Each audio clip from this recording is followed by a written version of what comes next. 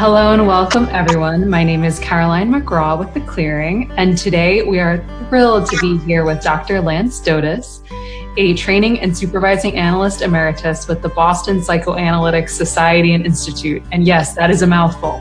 He is a retired assistant clinical professor of psychiatry at Harvard Medical School.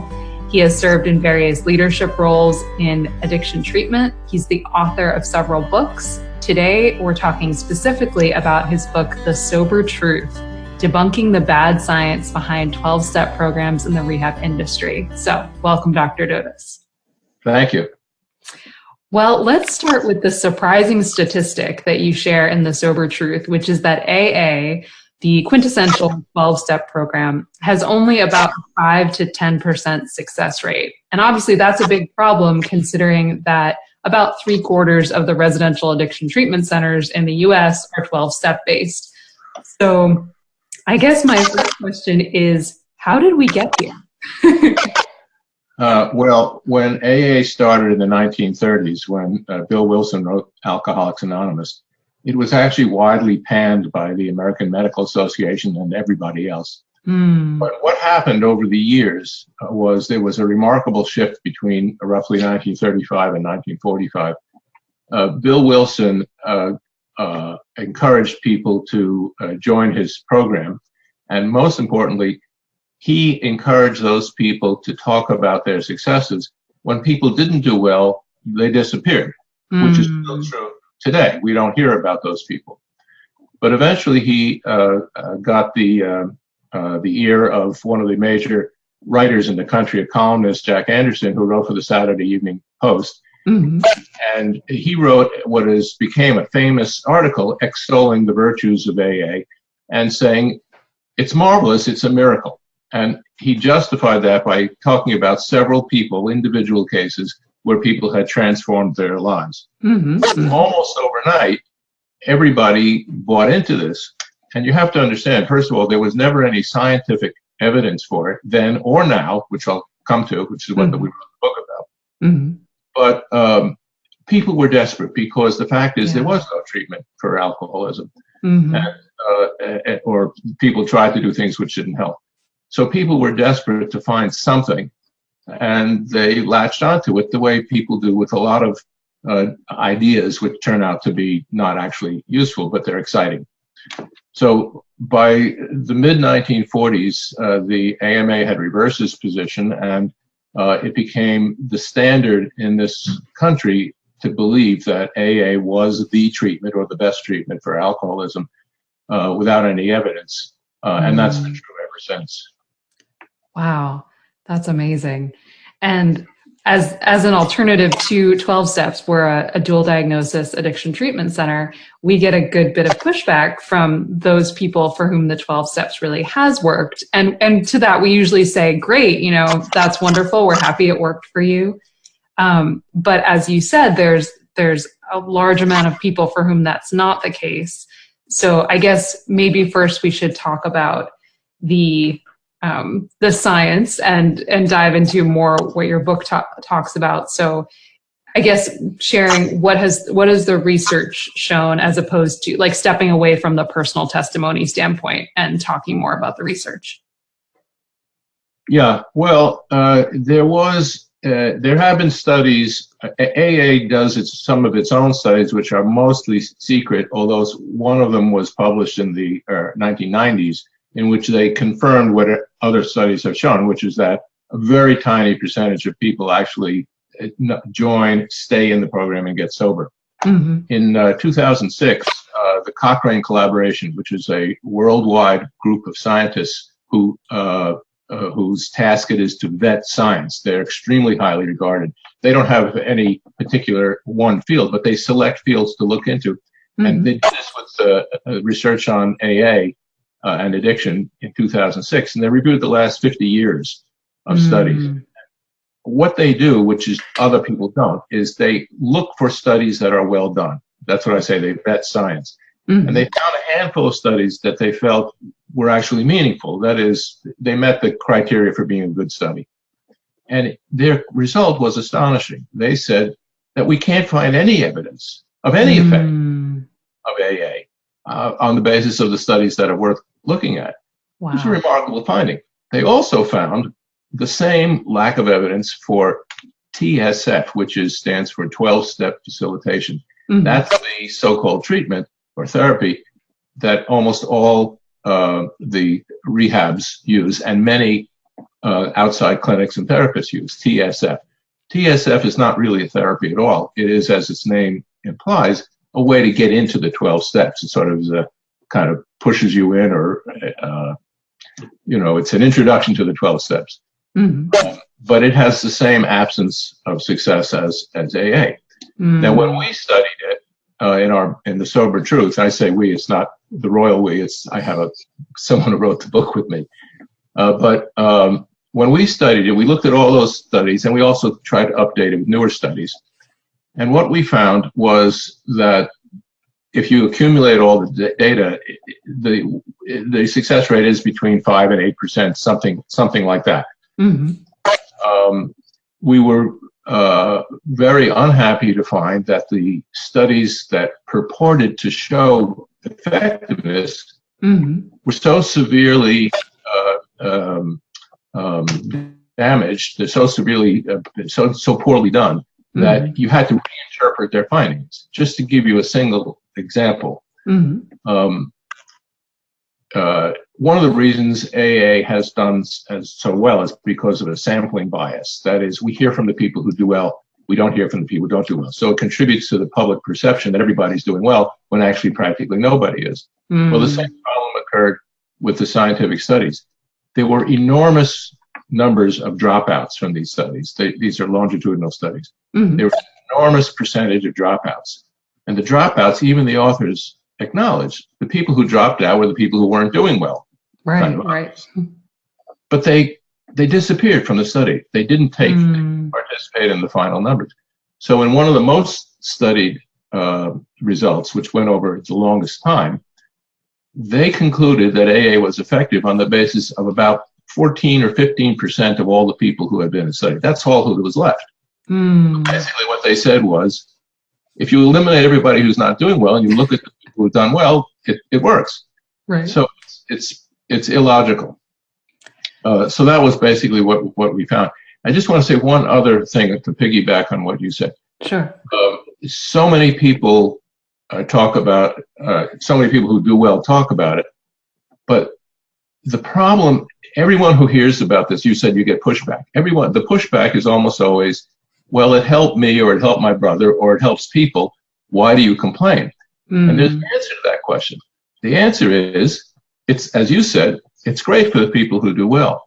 But if we're prescribing AA for 100% of the people, or almost 100%, and 90% of the time it's the wrong thing to do, then we are sending them to the wrong place. Not only that, it's extremely harmful to send them to the wrong place. And anybody who's been in this field for any time knows of people who have spent decades literally going back and back to AA because they believe that it should work, and they're wasting their lives doing it. Second of all, AA itself never takes responsibility for its failures.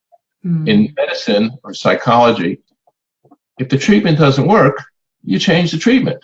Right. You don't say, you're the problem, you have failed. I'm giving you an antibiotic. Why aren't you getting better from this infection? But that's exactly what AA says. It says, when you don't do well, work the program harder. Do 90 meetings in 90 days.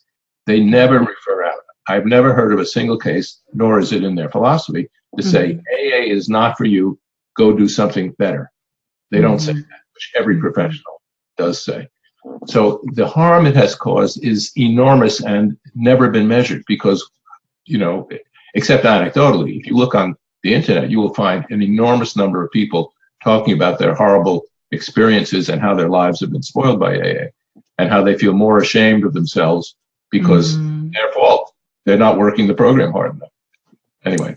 Right. That was going to be one of my questions of what are the detriments to potentially doing the program? Because we do hear from the folks who it helps, but then you don't always hear from the folks who carry around a lot of that shame, a lot of that discouragement, because it works if you work it, right? So you're the problem.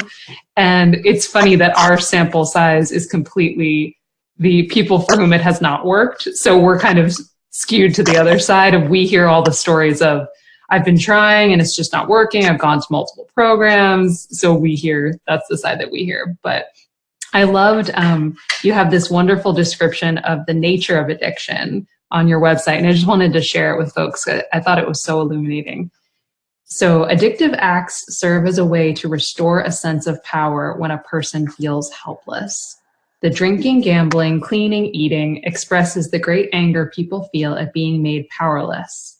And at the same time, the act itself restores a sense that they can control their own feelings through their own actions.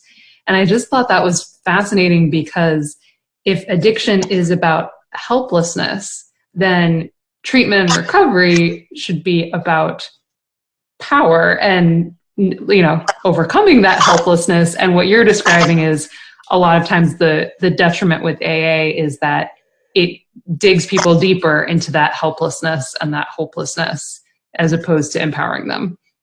Well, it begins, as you know, by saying we admitted we were powerless over alcohol. Yeah, actually, we're talking about the sober truth today, which I'm glad of. But my first two books, The Heart of Addiction and Breaking Addiction, were all about this concept. I got into the field because I'm a psychoanalyst and I was interested in understanding the psychology behind addictive behavior. Yeah. And yes, I've written a couple of books about how people can manage their own addiction by understanding exactly what you described. So yes, there are better ways, and there are other ways too, by the way. AA ought to be prescribed. If you have a neutral therapist, if you go to see someone, they should say, let's see if you are in that 5% that can be helped, because we all agree that 5% should go. If you are in that 5%, so there should be some sort of triage process, first of all. Second of all, it is possible to do more than one thing at once. My very first paper that I published was about combining AA with psychodynamic psychotherapy. The third thing is, if you go to AA and it's not helping you, if you're in the 90%, get out. Yeah. They won't help you to get out. They'll say get in more. But you should know that. So. Yeah, that's perfect. That's a great takeaway. I was going to ask if you had one concrete recommendation for people who have been struggling. That's a great thing. Take yourself out. They're not going to push you that way, but take your own step back. And I also just wanted to touch on something you said there with going into working with therapy and working with those mental and emotional health issues that really drive addiction. So I wanted to ask how you would describe that interrelationship between mental health concerns, depression, anxiety, et cetera, and addiction. Well, one of the important things that when I teach about this is to say it's a bad idea to separate out addiction treatment from treatment of the whole person for two related reasons. One is addiction is a symptom. It's a symptom. That's what I described. So it's a symptom of something, and you don't have to necessarily resolve all the issues to fix the addiction part, because you only need to understand how it works in you. But if you leave out the addiction, you lose an opportunity to understand the person. And if you only look at the addiction, you don't pay attention to the person's emotional life, then you'll never understand why the person has the addiction to begin with. So they go hand in hand.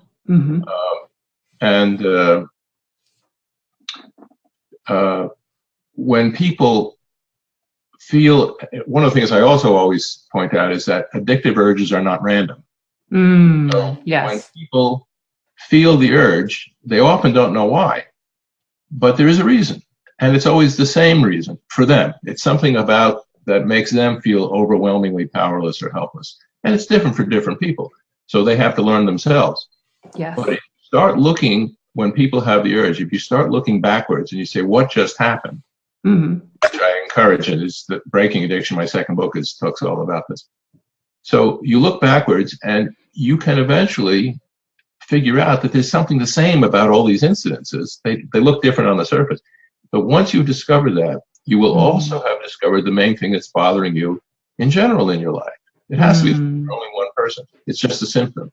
So, and the other thing, just in terms of mental health in general, there actually is no correlation between addiction and mental health in general. If you mean people who are quite ill and people who are quite healthy, everybody can have an addiction. Right. So it's wrong to say people with addictions are somehow sicker than other people. They're not. Yeah. Yeah, that's a very good point. And something I loved about your book is how you really illustrate those connections of those moments where it's actually very logical that a person would take a step toward an addiction, because you sort of frame it as this is a moment where they feel powerless and they want to do something. They don't want to be totally passive. So they reach for the addictive substance or behavior, and it's actually completely logical. It's not, you might think, oh, this is pathological. And it's like, well, but if you think about what's really going on here, it makes sense if you can zoom out a little bit. Yeah, and I think that addiction makes sense. And one of the reasons why people turn to these strange ways of trying to treat addiction is that they think it makes no sense. So they say, I'll try, maybe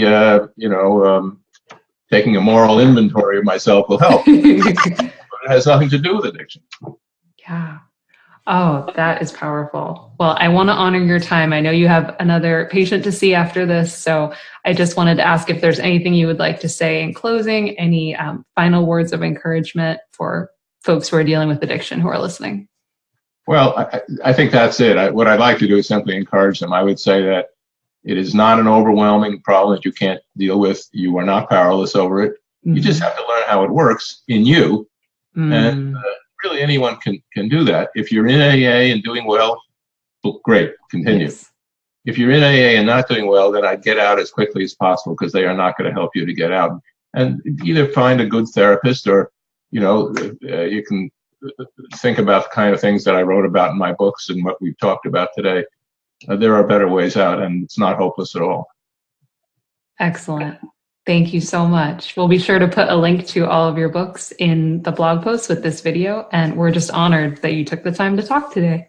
My pleasure. Thank you.